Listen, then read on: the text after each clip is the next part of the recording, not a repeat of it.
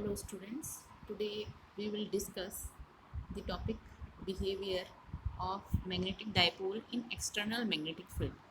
Magnetic dipole को जब हम किसी एक्सटर्नल मैग्नेटिक फील्ड में प्लेस करते हैं, उसको रखते हैं, तो उसका बिहेवियर कैसा होता है. ठीक है, तो इसमें हम बेसिकली जो ये पूरा टॉपिक है, ये जो टॉपिक है ये है लार्मर प्रिसीजन. लार्मर प्रिसीजन इसको कहते हैं. तो लार्मर प्रिसीजन से अगर आपके पास कोई क्वेश्चन आता है तो आपको यही डिराइव करना है, इसी के बारे में बताना है कि मैग्नेटिक डाइपोल का जो बिहेवियर है वो क्या है एक्सटर्नल मैग्नेटिक फील्ड में. ओके, अच्छा, इससे पहले मैं आपको जो मैंने कल बोहर मैग्नेटॉन बताया था, तो बोहर मैग्नेटॉन जिसको कि हम म्यू बी से रिप्रेजेंट करते हैं, और एक इक्वेशन हमारे पास ये आई थी, mu L equals to minus ji L E by two M L. ठीक है, तो ये जो जी एल था ये मैं आपको कल बताना भूल गई थी. This is the orbital G factor. This G is the orbital G factor and it is used to preserve the symmetry. It is introduced here to preserve the symmetry. ठीक है, तो ये जो जी फैक्टर हमने यहाँ पे इंट्रोड्यूस किया है, वैसे नॉर्मल आपने कल देखा था कि म्यू एल इक्वल्स टू आपके पास केवल आया था minus E by two M L vector. ठीक है, और in terms of Bohr magneton तो वहाँ पर हमने जो minus E by two M केवल ये आया था minus E by two M into L. ठीक है, बट यहाँ पर हमने वन की जगह पे हमने एक फैक्टर रख दिया था जी एल. बट ये जी एल जो है अलग अलग केस में अलग अलग भी आता है वन के अलावा, तो इसलिए इस फैक्टर को हमने इंट्रोड्यूस किया है and it is called the orbital G factor. But यहाँ पर इस केस में जी एल की वैल्यू जो है वन है. ठीक है, so Bohr magneton, in terms of Bohr magneton, this equation can be written as this: mu l equals to minus gl 2 pi mu b upon h into l vector. so ये कहाँ से आया आपको पता है, जो बोहर मैग्नेटॉन की value जो आई थी, जो फॉर्मूला आया था mu B equals to E H upon 4 pi M, ये रिलेशन आया था बोहर मैग्नेटॉन का. तो यहाँ से ई बाई टू एम की वैल्यू निकाल लीजिए, ये आ जाएगी 2 pi mu B upon H. ठीक है, यहाँ से ई बाई टू एम की वैल्यू निकाल लो, ये आएगा 2 pi mu B upon H. ठीक, तो ये सब्सटीट्यूट कर लो इस इक्वेशन में, तो ये आपके पास आ जाएगा mu L equals to minus ji L 2 pi mu B upon H into L vector. Okay, तो in terms of Bohr magneton जो मैग्नेटिक मोमेंट होगा, मैग्नेटिक डाइपोल मोमेंट जो है, मैग्नेटिक डाइपोल ये क्या है, mu L magnetic dipole moment. ठीक है, तो मैग्नेटिक डाइपोल मोमेंट जो है वो क्या होगा, माइनस जी L 2 pi mu B upon H into L. तो इस तरीके से कुछ भी आपसे क्वेश्चन पूछा जा सकता है in terms of mu B, और ये जो म्यू एल है वो क्या होता है उसको डिराइव कीजिए. ठीक है, तो ये सारे क्वेश्चन आपसे पूछे जा सकते हैं. सो बिहेवियर ऑफ मैग्नेटिक, अब हम यहाँ पर इस टॉपिक की तरफ बढ़ते हैं, that is the behaviour of magnetic dipole in external magnetic field. तो हमने कल भी देखा था कि इलेक्ट्रॉन जब किसी न्यूक्लियस के चारों तरफ चक्कर लगाता है एक एटम में, तो वो एक मैग्नेटिक डाइपोल की तरह बिहेव करता है. ठीक है, सो हम इसको एक पूरे सिस्टम को इक्विवेलेंट मान लेते हैं मैग्नेटिक डाइपोल की, कि इलेक्ट्रॉन अगर न्यूक्लियस के चारों तरफ चक्कर लगा रहा है तो वो एक करंट लूप की तरह होगा, और जो मैग्नेटिक फील्ड है जिसके कि जो मैग्नेटिक एक्सिस मान सकते हैं हम, तो वो जो है आपकी मैग्नेटिक फील्ड एक्सिस हो गई और इसके चारों तरफ जो है करंट लूप हो गया. तो करंट लूप में हमने करंट लूप जब बनाता है ये, तो हमने कहा था जहाँ पे करंट होगा वहाँ पे क्या होगा, मैग्नेटिक फील्ड भी होगा. ठीक है, तो वो एक मैग्नेटिक डाइपोल की तरह क्या करता है, बिहेव करता है. ठीक है, and when an atom is placed in an external magnetic field, जब कोई एटम जो है वो किसी एक्सटर्नल मैग्नेटिक फील्ड में रखा जाता है. ठीक है, अभी यहाँ पर हमने क्या कहा कि मैग्नेटिक डाइपोल की तरह ये बिहेव करता है, बिकॉज यहाँ पर करंट होगा, अगर सर्कुलर लूप में करंट है तो एक्सिस, उसकी एक्सिस जो होगी सेंट्रल एक्सिस, उस पर क्या होगा, आपका मैग्नेटिक फील्ड होगा. ठीक है, तो अगर हम इस एटम को जो है किसी एक्सटर्नल मैग्नेटिक फील्ड में रख दें, तो इलेक्ट्रॉन ऑर्बिट वो क्या करेगा, it will precess about the field direction as axis. तो वो अब जो इलेक्ट्रॉन ऑर्बिट है वो फील्ड की जो डायरेक्शन है उसके अबाउट क्या करेगा, प्रिसीज करेगा. ठीक है, प्रिसीज करेगा. ओके, प्रिसीज बने उसके चारों तरफ ऐसा घूमेगा जैसे जैसे लट्टू घूमता है, ठीक है, यानी कि उसकी अपनी एक्सिस भी घूमेगी और वो खुद एक एक्सिस के चारों तरफ भी क्या करेगा, प्रिसीज करेगा, ठीक है। तो यहाँ पर वो जो एक्सिस है वो एक्सिस मैग्नेटिक एक्सिस है। मैग्नेटिक फील्ड जिस एक्सिस के अबाउट है, माना सपोज ये जेड एक्सिस है, तो इसके अबाउट जो है ये इलेक्ट्रॉन ऑर्बिट जो है प्रिसीज करेगा। ओके, सो दिस प्रिसीजन, ये जो प्रिसीजन है यहाँ पर कि ये इलेक्ट्रॉन ऑर्बिट जो है this precesses about the field direction as axis, तो इस तरीके के प्रिसीजन को हम कहते हैं लार्मर प्रिसीजन, ठीक है। And frequency of this precision is called Larmor frequency. तो ये प्रिसीजन जो है लार्मर प्रिसीजन कहलाता है, और इससे जो फ्रीक्वेंसी आएगी वो फ्रीक्वेंसी जो प्रिसीजन की फ्रीक्वेंसी है that is called the Larmor frequency.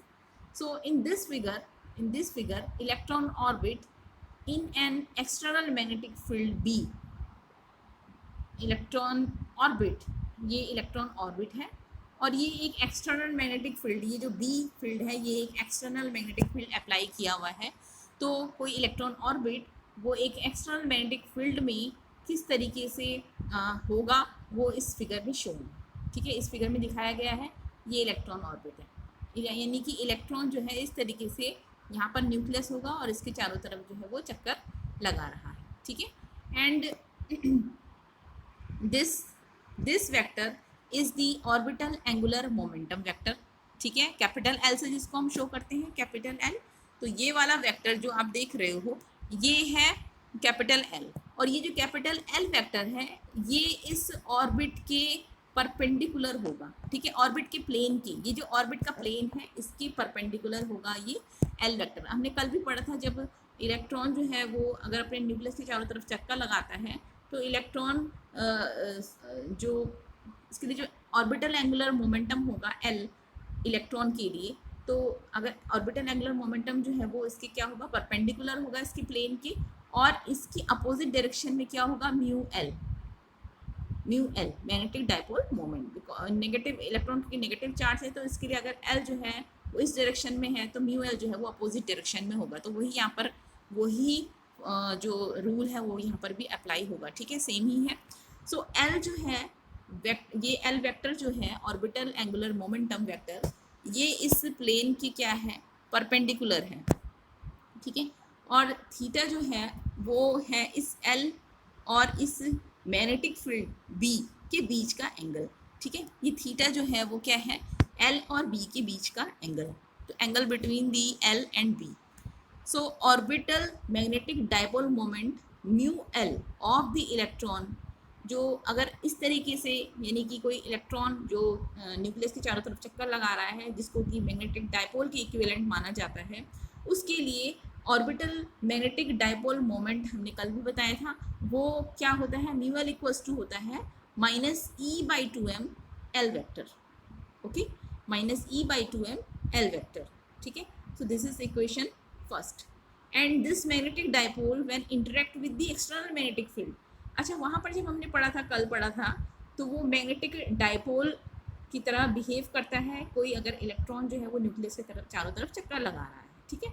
तो हमने कहा था कि वो जो है एक मैग्नेटिक डाइपोल की तरह बिहेव करेगा। बट अब उस मैग्नेटिक डाइपोल को अगर एक्सटर्नल मैग्नेटिक फील्ड में रख दिया जाए तो तब उस मैग्नेटिक डाइपोल का क्या होगा, इस एक्सटर्नल मैग्नेटिक फील्ड के साथ क्या होगा, इंटरेक्शन होगा, ठीक है, कुछ ना कुछ इंटरेक्शन होगा। तो उस इंटरेक्शन की वजह से ये जो मैग्नेटिक डाइपोल है वो एक टॉर्क एक्सपीरियंस करेगा, टॉर्क। तो टॉर्क क्या चीज़ है, ये तो आपको पता ही होगा कि टॉर्क जो है वो क्या है, measurement of the force to rotate an object about an axis, ठीक है। तो उस फोर्स का मेजरमेंट है जो कि किसी ऑब्जेक्ट को एक एक्सिस के अबाउट रोटेट करने के लिए बाधित कर रहा है, ओके। सो यहाँ पर जो टॉ है उसको हम म्यू एल के फॉर्म में लिख रहे हैं, जैसे कि आपने पढ़ा भी होगा मैग्नेटिक डाइपोल मोमेंट के लिए आपने इलेक्ट्रोमैग्नेटिक ये जो आपने ईएमटी पढ़ा होगा, ईएमटी जो पेपर है वो पढ़ा होगा, तो आपने इलेक्ट्रिक डाइपोल मोमेंट के लिए पढ़ा होगा टॉर्क जो होता है वो होता है P × E, ठीक है। और मैग्नेटिक डायपोल मोमेंट के लिए जो टॉ होता है वो होता है म्यू क्रॉस बी पड़ा होगा। ये मैग्नेटिक डायपोल मोमेंट है और ये बी जो है वो इलेक्ट्रिक मैग्नेटिक फील्ड है। ठीक है, तो ये इक्वेशन 2 आ गई है। तो मैग्नेटिक डायपोल मोमेंट के टर्म्स में हमें ये भी पता है कि टॉ हमें कैसे लिखते हैं। तो tau equals to mu L cross B. Okay, so यहाँ से इक्वेशन फर्स्ट से म्यू एल की वैल्यू यहाँ रख लेंगे हम। इस इक्वेशन फर्स्ट से यहाँ म्यू एल की वैल्यू रख लो, तो टॉ इक्वल्स टू हो जाएगा, यहाँ म्यू एल की वैल्यू रखेंगे हम -E/2m into L cross B. Okay, so from equation first and 2 जो है हमने ये भी निकाल लिया है कि tau equals to -E/2m L cross B. ठीक, इसका मतलब क्या है कि टॉ, अच्छा आपको पता है अगर vector a equals to vector A B cross C है तो इसका मतलब क्या है? इसका मतलब ये है कि जो a वेक्टर है वो इस प्लेन के b क्रॉस सी प्लेन के परपेंडिकुलर है, यानी कि b वेक्टर यहाँ है अगर और c वेक्टर ये है तो a वेक्टर यहाँ होगा, यानी कि इस प्लेन के परपेंडिकुलर है a वेक्टर। ठीक है, इसी तरीके से अगर l क्रॉस b है तो इसका मतलब क्या है? l और b की परपेंडिकुलर है क्या? टॉ। ठीक है, यानी कि यहाँ पर हम लिख सकते हैं कि torque tau is also perpendicular to the orbital angular momentum, या always it is always perpendicular to the orbital angular momentum L, यानी कि जो टॉ है, टॉर्क जो होगा वो कैसे लगेगा? Perpendicularly to the this angular momentum vector L. ठीक है, तो orbital angular momentum vector L के परपेंडिकुलर लगेगा ये टॉर्क टॉ, इस तरीके से ये टॉर्क टॉ है ये। ठीक है, ये वेक्टर क्वांटिटी है इसलिए वेक्टर नोटेशन में लिखना है इसको। ओके, बिना वेक्टर के नहीं लिखना है, दिस इज टॉ। ठीक,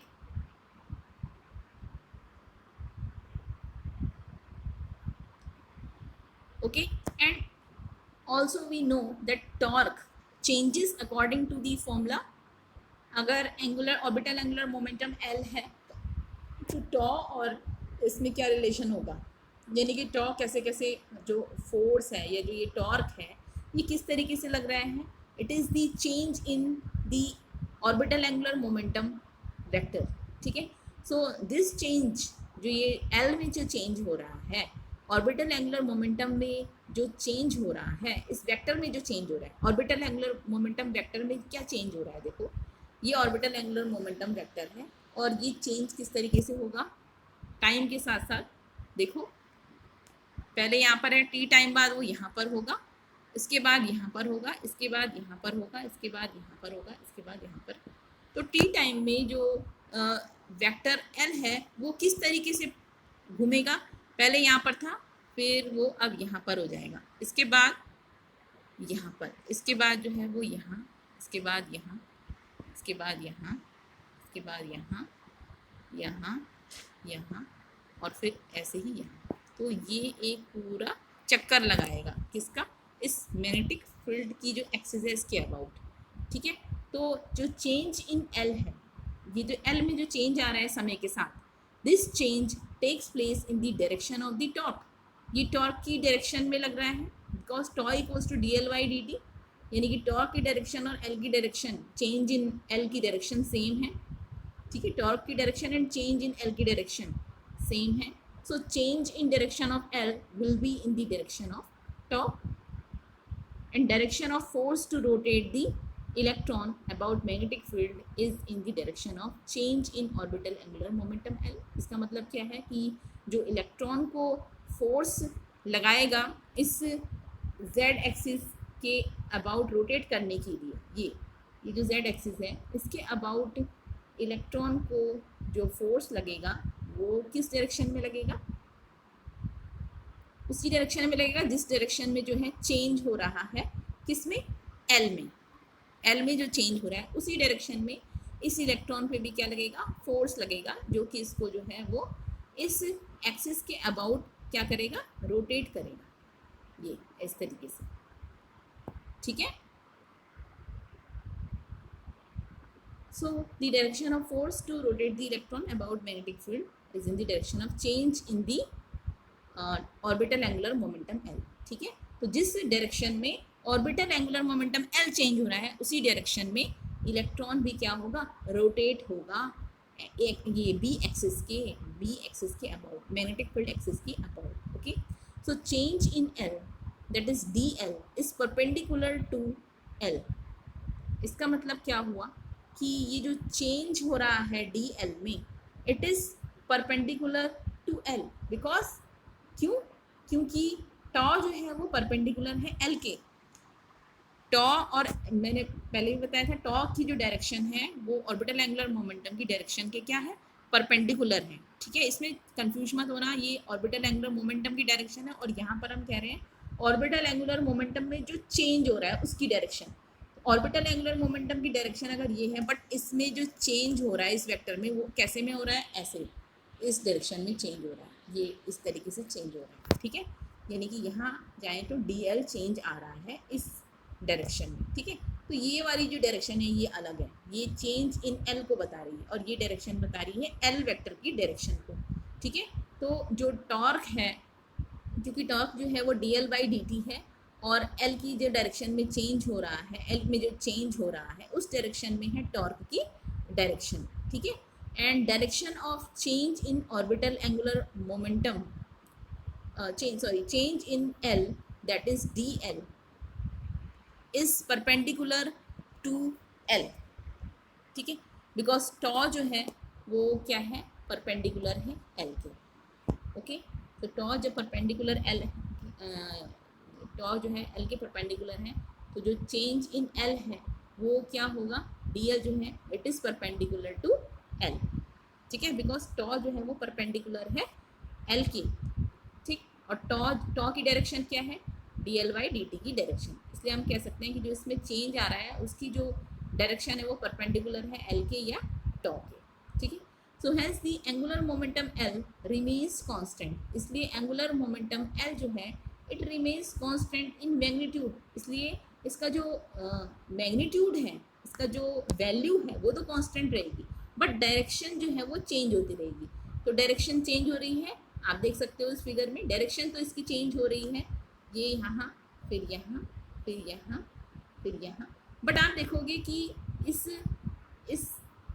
कोन, ये जो कोन टाइप का बना रहा है, ये अगर हम यहाँ से और यहाँ जाएं, देखो इसको ट्रेस करो, ये इस तरीके से चेंज हो रहा है एल में, यहाँ फिर यहाँ, इसके बाद यहाँ, इसके बाद यहाँ, नेक्स्ट यहाँ, नेक्स्ट यहाँ। तो जब हम इसको ट्रेस करेंगे तो हमें क्या मिलेगा, एक कोन मिलेगा जो किस तरीके से ये इस बी के अबाउट प्रिसीज कर रहा है। ठीक है, सो प्रिसीजन कर रहा है। ठीक है, so angular momentum L remains constant in the magnitude but its direction changes and with time t L, हमने देखा अभी मैंने जैसे बताया आपको कि t के साथ साथ, टाइम t के साथ साथ जो L है वो ट्रेस करेगा एक कोन अराउंड B, मैग्नेटिक फील्ड के चारों तरफ। ये जो L है ये जो L वेक्टर है वो मैग्नेटिक फील्ड के चारों तरफ एक कोन को क्या करता है, ट्रेस करता है। ठीक है, तो और इस तरीके से ट्रेस करता है कि L और B के बीच में जो एंगल है यानी कि थीटा, ये जो थीटा एंगल है ये कांस्टेंट रहेगा, ये इस तरीके से घूमेगा इसके चारों तरफ कि जो थीटा है वो क्या रहे, कांस्टेंट रहे, सेम जैसे कि लट्टू घूमता है। ठीक है, सो इसलिए हम इसको प्रिसीजन कहते हैं। सो दिस इज दी, जब ऐसा हो कि L और B के बीच में एंगल जो है वो कांस्टेंट रहे, थीटा कांस्टेंट रहे, और L जो है वो एक B के चारों तरफ एक कोन को ट्रेस करे। ठीक है, तो उसको हम कहते हैं precision of L, precision of L, यानी कि ऑर्बिटल एंगुलर मोमेंटम प्रिसीज कर रहा है, यही घूम रहा है। ठीक है, तो प्रिसीजन ऑफ L कहेंगे। And hence of the electron orbit around B, इसलिए हम कह सकते हैं कि इलेक्ट्रॉन जो ऑर्बिट है वो भी क्या कर रहा है, क्योंकि L जो है वो प्रिसीज कर रहा है, इसलिए जो इलेक्ट्रॉन ऑर्बिट है, क्योंकि ये L जो है वो इसके चारों तरफ क्या कर रहा है, इस तरीके से कोन बना रहा है, इस तरीके से घूम रहा है, इसलिए हम कह सकते हैं कि ये जो ऑर्बिट है ये भी क्या करेगी, घूमेगी इस बी एक्सिस के अबाउट। ठीक है, और इसी को क्या कहते हैं, लार्मल प्रिसीजन, इसी को कहते हैं लार्मल प्रिसीजन। ठीक है, so this is the precision of L and hence of the electron orbit around B, क्योंकि L का प्रिसीजन हो रहा है तो इलेक्ट्रॉन ऑर्बिट का भी प्रिसीजन हो रहा है बी के अराउंड, ठीक है। So if omega is the angular velocity of precession, अगर ओमेगा जो है वो एंगुलर वेलोसिटी है प्रिसीजन की, then L precesses through an angle omega d t in time d T.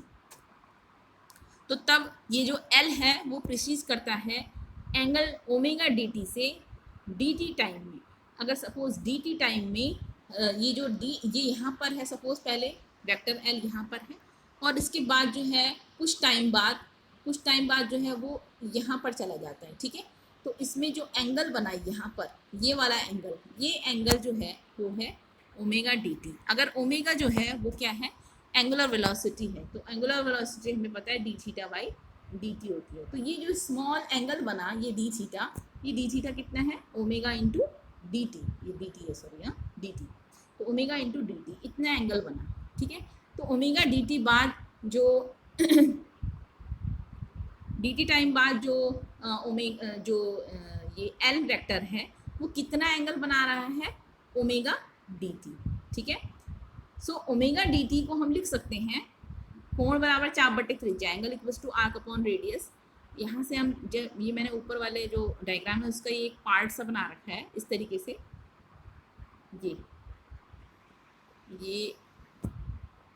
ये वाला जो है वो एंगल था और ये जो था वो हमारा बी था, ठीक है, सॉरी बी, ये इस तरीके से होगा, ये बी था, ठीक है।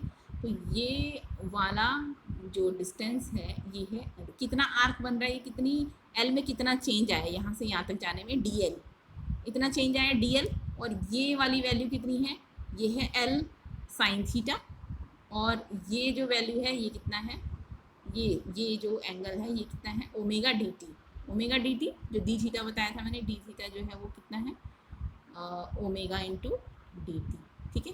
तो ओमेगा डी टी ये वाला एंगल है, ठीक, और ये जो है इसमें जो चाप या फिर आर्क जिसे हम कह सकते हैं वो डी एल है, ठीक है। And this radius of this circle, ये जो सर्किल की रेडियस है, कौन सी सर्किल की रेडियस, ये जो सर्किल बन रहा है यहाँ पर, ये वाला जो सर्किल बन रहा है, ये वाला सर्किल, इसकी रेडियस जो है वो है एल साइन थीटा, ठीक है। ये एल साइन थीटा कैसे निकलेगा, वो यहाँ से निकलेगा, ये वाला जो है इसके परपेंडिकुलर है, तो ये जो तुम आराम से निकाल सकते हो, ठीक है। सो दिस इज एल, और ये जो है आप निकाल सकते हो, ये एल साइन थीटा आएगा, ठीक। सो एल साइन थीटा है हमारे पास त्रिज्या, और आर्क यानी कि चाप जो है वो है हमारे पास d L, L sine theta radius है, तो d L upon L sine theta equals to angle कितना है, ओमेगा डी टी, ठीक है। So omega equals to D L by, ये जो ओमेगा है इसको डी टी को इधर ले गए, तो ओमेगा यहाँ से आ गया d L by D t into 1 L sine theta is equal to, ये d L by D t को हम लिख सकते हैं magnitude of torque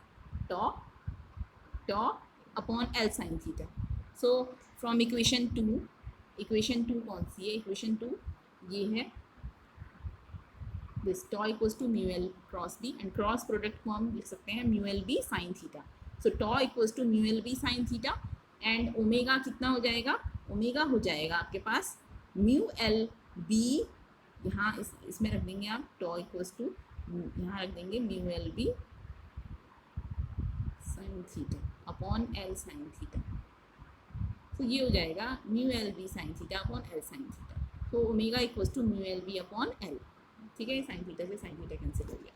so angular velocity of Larmor precession is equal to the product of, यहाँ पर हम देख सकते हैं कि angular velocity, this angular velocity of the Larmor precession, ये लार्मर प्रिसीजन की एंगुलर वेलोसिटी है, तो angular velocity of Larmor precession is equal to the product of the magnitude of magnetic field B, यानी कि मैग्नीट्यूड ऑफ मैग्नेटिक फील्ड, ठीक है, और mu L upon L, ये हमने कल पढ़ा था क्या है, gyromagnetic ratio.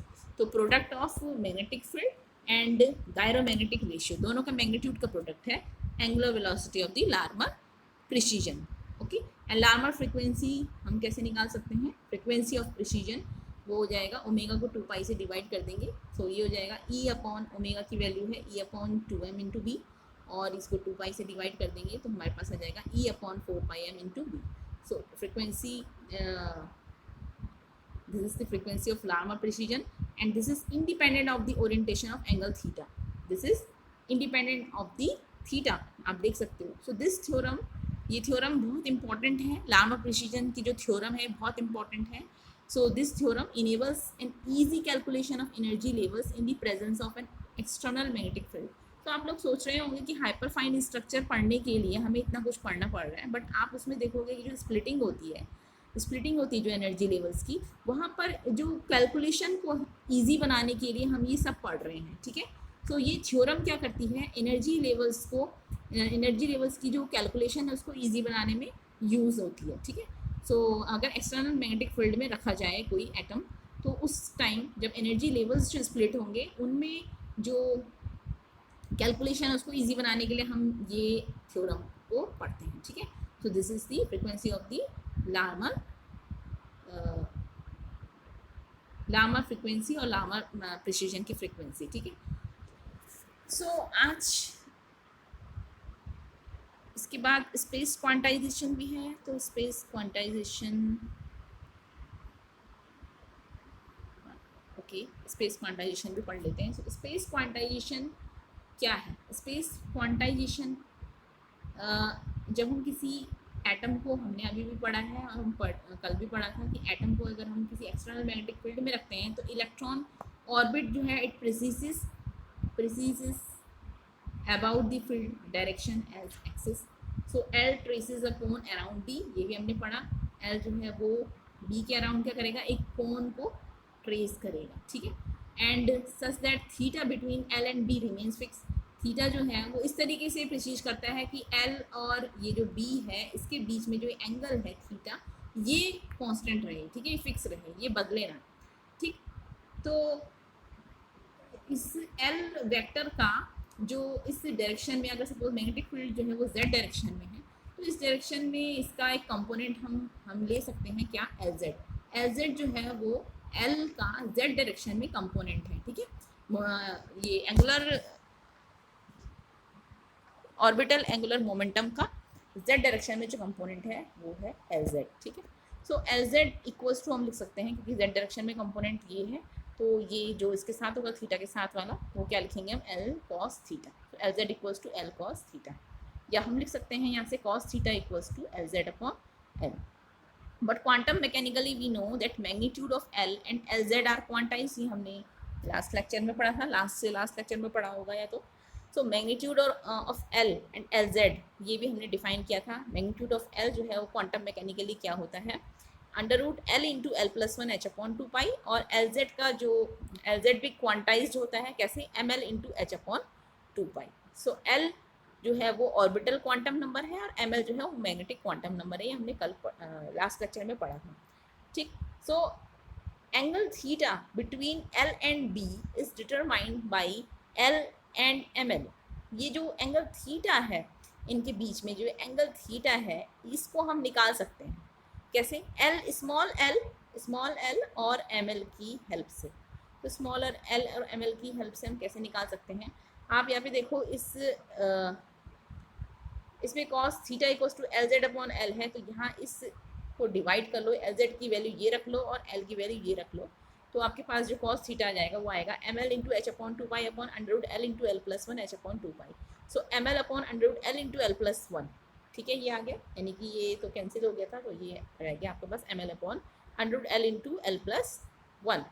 So for a given L possible values of ML जो होंगी वो क्या क्या होंगी, कितनी होंगी, 2L+1 होंगी. ठीक है, यानी कि एक L वैल्यू के लिए जो ML की वैल्यूज होती हैं वो कितनी होती हैं, 2L+1 होती हैं. तो 2L+1 होंगी, और होंगी कौन कौन सी, 0 +-1 +-2 से लेकर के +-L तक. तो कहाँ से कहाँ तक वेरी करेंगे, 0 से +-L तक. ठीक है. तो सपोज जैसे माना कि L इक्वल्स टू 1 है, तो ML की वैल्यूज़ कितनी होंगी 2 इंटू 1 + 1 यानी कि 3. 2 इंटू 1 + 1 दैट इज़ 3. और वो 3 कौन कौन सी होगी, 0 +-1, बस इतनी ही होंगी. कहाँ तक जाएंगी, +-L तक, और L की वैल्यू कितनी है, 1. तो 0 और +-1, तो कितनी वैल्यूज़ हुई, ये 3 हुई. तो इस तरीके से एक एल की वैल्यू के लिए एम एल की कितनी वैल्यूज होती हैं और कौन कौन सी होती हैं वो हम ऐसे डिफाइन कर सकते हैं। Okay, so L L capital L यानी कि जो ऑर्बिटल एंगुलर मोमेंटम वेक्टर है that can have 2l+1 discrete orientations, यानी कि इसके पास 2l+1 डिस्क्रीट ओरिएंटेशंस हो सकती है with respect to B. Magnetic field से इसकी जो ओरिएंटेशंस हैं वो कौन कौन सी हो सकती हैं, 2l+1 डिस्क्रीट ओरिएंटेशंस कौन कौन सी, 2l+1। ठीक है, so this quantization of orientation यानी कि जो ओरिएंटेशन है बी से इस एल का, यानी कि बी से जो एंगल बना रहा है एल, ये जो ओरिएंटेशन है थीटा, ये भी क्या है, क्वांटाइज्ड है।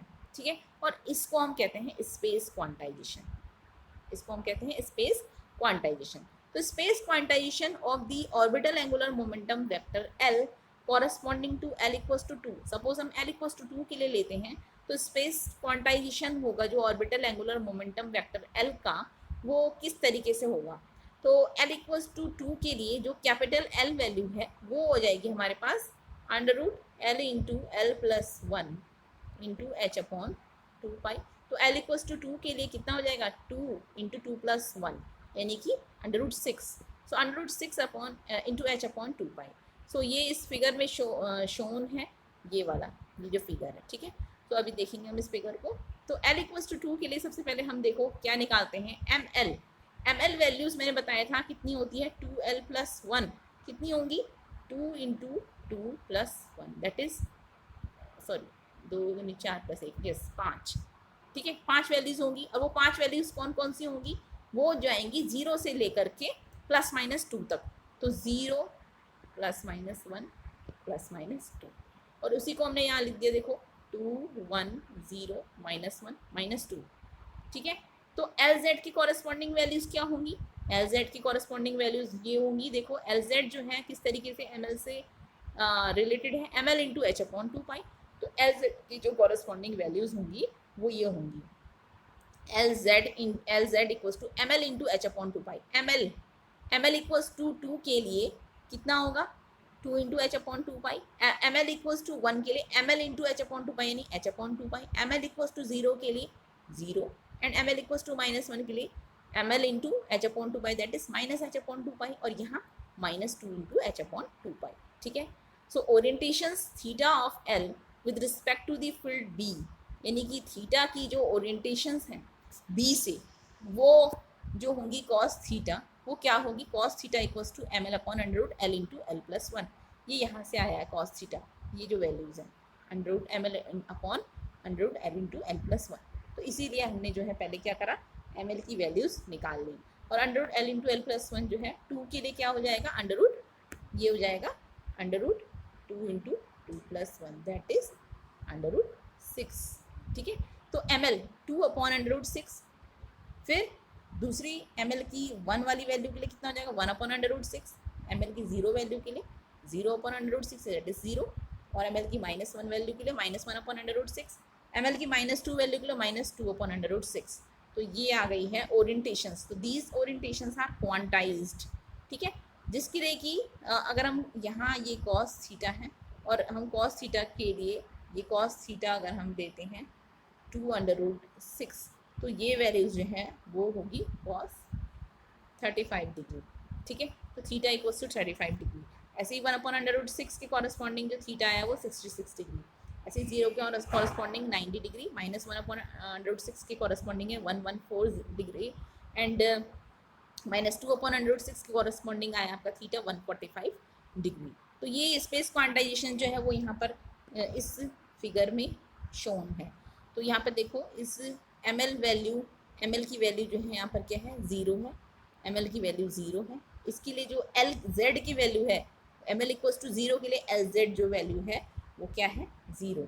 ठीक है, ये ओके, और एम एल इक्वल्स टू 1 के लिए, और इनका जो है ये भी देखना है, ये एम एल जो है वो एम एल जेड के साथ या जो बी एक्सिस या जो मैग्नेटिक फील्ड है इसके साथ क्या एंगल बन रहा है, इसके साथ देखो 90 डिग्री बन रहा है। तो एम एल इक्वल्स टू 0 के लिए हमने देखा है कॉरस्पॉन्डिंग जो थीटा की वैल्यू है वो क्या है, 90 degree.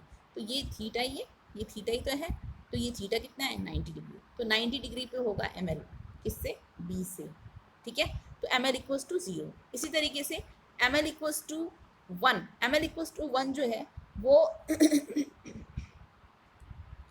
M L equals to 1 जो है कॉरस्पॉन्डिंग ये वाला, ठीक है। थीटा, थीटा इसके लिए कितना है 66 डिग्री, यानी कि ये जो एक्सिस है B axis magnetic field axis जो है इससे ये कितना एंगल बनाएगा 36 डिग्री। तो 36 डिग्री पे हमें क्या मिलेगा, एम एल मिलेगा, एम एल इक्वल्स टू 1, ठीक है। और इसके कॉरस्पॉन्डिंग यहाँ पे अगर मैं ये देखूँ, इसके कॉरस्पॉन्डिंग जो एल जेड की वैल्यू है वो कितनी है, एच अपॉन 2 पाई, एच अपॉन 2 पाई, ठीक। ऐसे ही एम एल इक्वल्स टू 2 जो है वो इससे कितने डिग्री पे है, वो है ये 35 डिग्री पे। एम एल इक्वल्स टू 2 के कॉरस्पॉन्डिंग हमने निकाला था थीटा 35 डिग्री, ठीक है। तो 35 डिग्री पे है ये बी एक्सिस से, और एम एल इक्वल्स टू 2 के कॉरस्पॉन्डिंग जो एल जेड की वैल्यू है वो कितनी है 2 इंटू एच अपॉन 2 पाई। इसी तरीके से ये वाले एंगल्स भी, ठीक है। और ये एम एल इक्वल्स टू -1 के लिए, एम एल इक्वल्स टू -2 के लिए, ये कुछ नहीं है, ठीक है, ये गलत से बन गया था, गलती से बन गया था। तो ये इसके कॉरस्पॉन्डिंग माइनस ये एल जेड की वैल्यूज़ हैं, ठीक। एम एल इक्वल्स टू -1 के लिए और एम एल इक्वल्स टू -2 के लिए, ठीक है। तो this is all about the space quantization. तो ऐसे तरीके का क्वेश्चन भी आ सकता है कि what do you mean by the space quantization, आप स्पेस क्वांटाइजेशन से क्या समझते हो, ऐसे क्वेश्चंस भी आ सकते हैं, ठीक है। तो आज के लिए इतना ही, और इसको भी पढ़ते रहिए आप, इन लेक्चर्स को अपने इंटरनल एग्जाम्स के साथ ये भी पढ़ते रहिए, क्योंकि इसका भी नेक्स्ट इंटरनल एग्जाम है आपका। So okay, thank you.